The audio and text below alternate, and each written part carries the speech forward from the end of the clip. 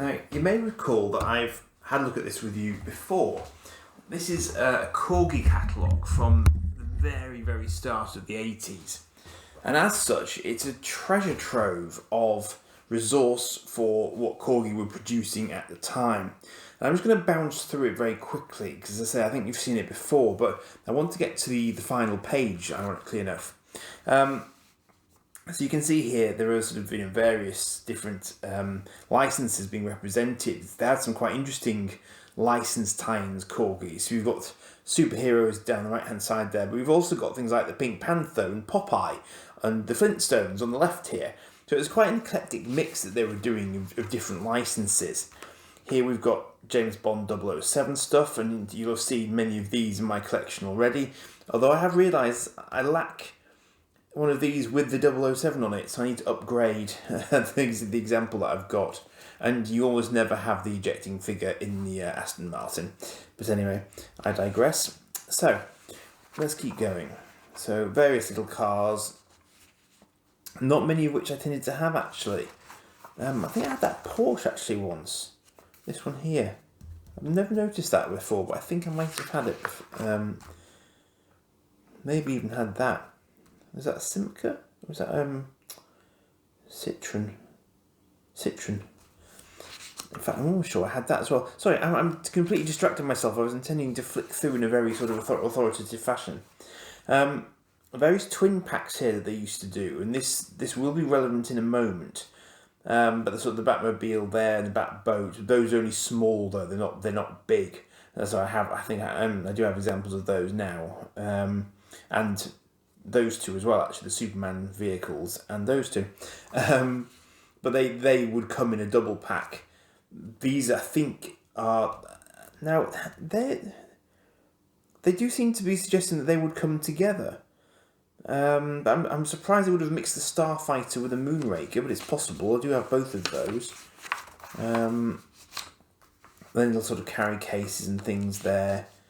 So just various other mixes, just focusing on what's new basically is the idea behind this. Western stuff wouldn't bother me particularly.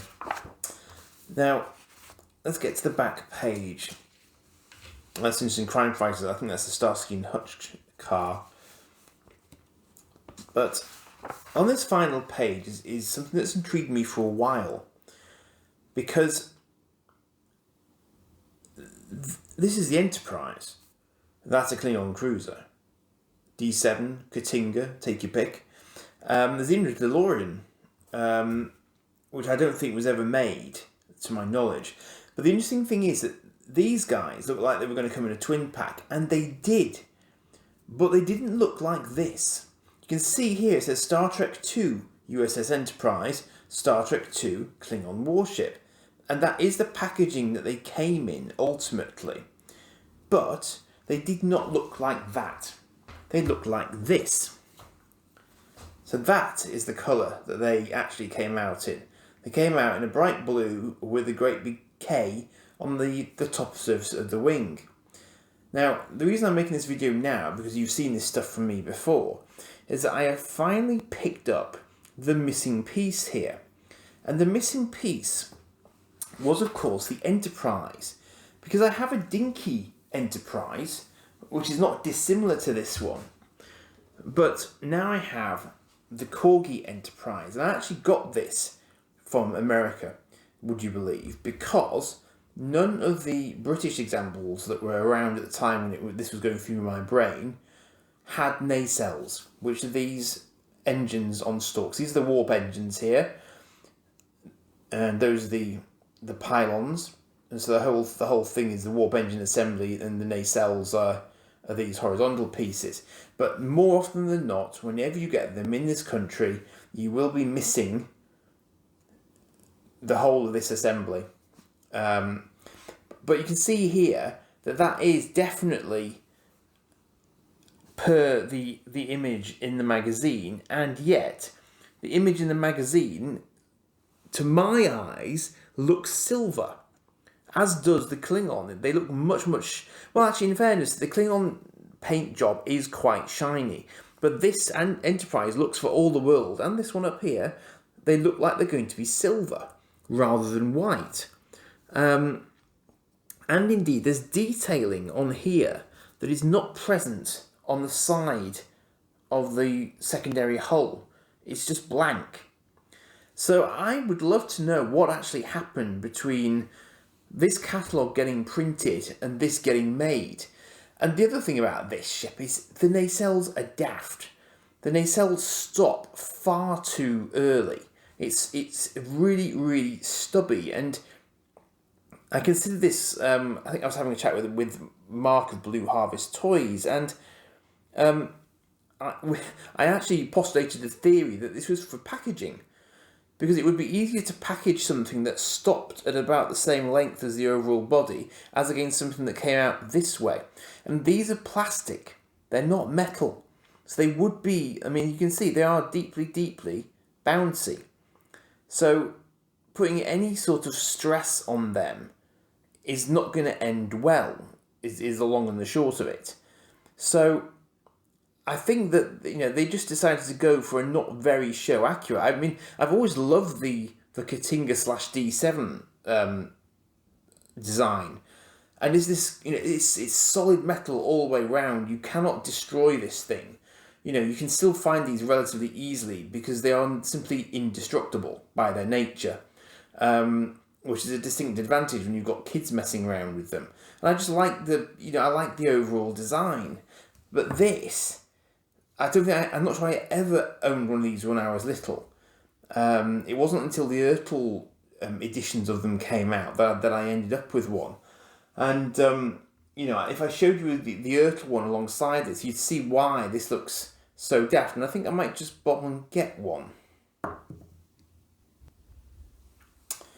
So, here we have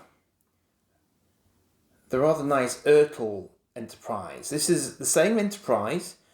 This is from Star Trek. I'm just thinking, is this 3? I think this one must be from 3 because it isn't the A. So as you can see here, it's a very, very different mould. So this one has nacelles that go all the way back, as they should, whereas compare it with the Corgi styling, it's not at all the same.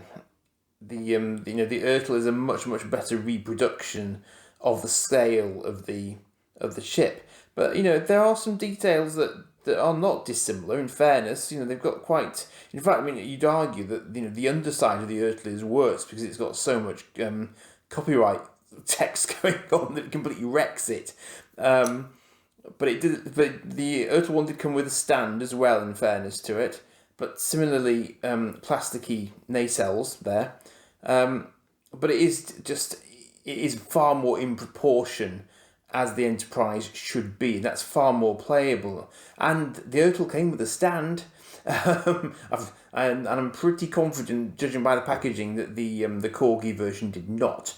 And that's the thing with the Enterprise. It is hilariously impractical when you're trying to display it without a stand, because there is no chance of that standing up by itself. So I just wanted to share that with you because, as I say, that's the first time I've ever had a Corgi Enterprise. The dinky ones seem to be more common, and yet we had a debate the other day about whether or not they ought to have a navigational deflector array on them. This one does at least have a sort of representation of a satellite sort of dish here. It's at least filled in. The dinky one doesn't. But as you can see, the Ertl one is actually quite featureless there as well. But at least it's not a hole. So you know, it does vary quite a lot depending on the manufacturer. But yeah, the Corgi nacelles are just odd. They just look like they've been completely sawn off. It's really strange. Yeah, it's just odd. I was just looking at it from above, and it's just kind of, they're the right sort of proportion. And actually, when you look at it head on like this, that's also another good indication, because on the film version of the Enterprise, the nacelles do come up just over the top of the saucer section on the primary hull here, and it does just about make it. But you can see that the Ertl ones do as well, so it's not that sort of surprising that would be the case really, because if you're getting it at all right, then that's the sort of positioning you should be getting to. So it's not terrible, it's just rather odd, and the NCC-1701 registry is ginormous. I think the Ertls is probably more in line, but then the Ertls is got a funny sort of kilter to it, as if they've gone the wrong way with it somehow. I don't know. But anyway, I just thought I'd show that off, as I've finally picked one up, and as I say, it was ridiculously tricky to get one in this country. In fact, there wasn't one in this country to get, so I had to bring it in. But yeah, odd. But let me know your thoughts. If you had one back in the day, then I'd be interested to see what you made of it back then. So that's it for now. I think I've covered pretty much everything I was planning to do today somehow. So do like and subscribe as ever. Cheers for now. Catch you for the next one.